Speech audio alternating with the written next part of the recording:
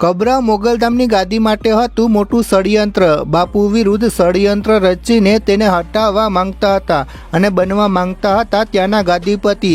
આખરે સામે આવી ગયું સત્ય। ખરેખર મિત્રો, કેટલાક લોકોને એ પસંદ ન હતું કે બાપુ દાનના પૈસા કેમ નથી લેતા। મિત્રો, તમને ખબર હશે કે અહીં દાન આપવાની સખ્ત મનાઈ છે અને બાપુ પણ કહે છે કે દાન આપવું એ મોટો ગુનો છે, છતાં અહીં લાખો રૂપિયાનું દાન થાય છે। લોકો પોતાની ઈચ્છા શક્તિથી ગુપ્ત દાન કરે છે।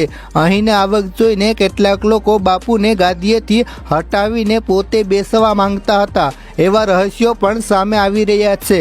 ત્યારે આજે બાપુએ એક પત્રકાર સાથે વાત કરતા સાફ સાફ કહી દીધું છે કે મારા પછી આ વ્યક્તિ બનશે ગાદીપતિ। હવે ટૂંક સમયમાં યોજાશે મોટું ઉત્સવ। મિત્રો, શું છે હકીકત? બાપુ પછી કોણ બનશે કબરા મોગલધામના ગાદીપતિ? તમે પણ જાણવા માંગો છો ને? તો ધ્યાનથી આ વિડીયો અંત સુધી જરૂર જુઓ। શરૂઆત કરીએ તે પહેલાં એક લાઈક જરૂર કરજો।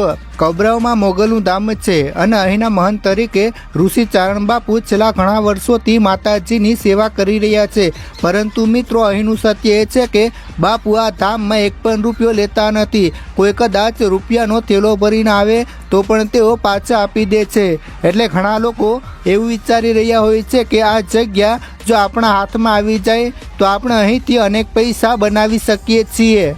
તેથી મિત્રો, આ માટે તે લોકોએ જે પણ ખેલ કર્યા હોય, અનેક ષડયંત્ર રચ્યા હોય, પરંતુ એમાં તે કદાચ સફળ નહીં થઈ શકે।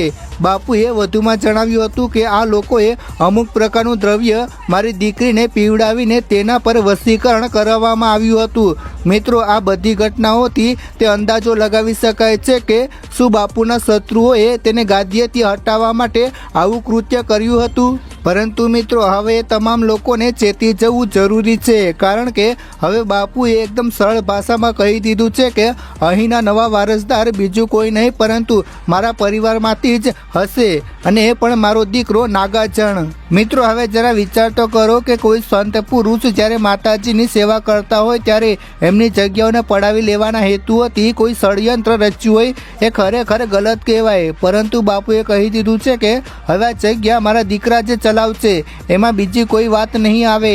મણિધર બાપુ વધુમાં જણાવે છે કે આ ફેસલો મેં નથી લીધો, પરંતુ માતાજીએ સ્વયં મારા સપનામાં આવીને કહ્યું છે, અને હું જે બોલું છું એ મારા શબ્દો નથી પરંતુ મારી માના શબ્દો છે। લોકોએ ષડયંત્ર રચ્યું છે।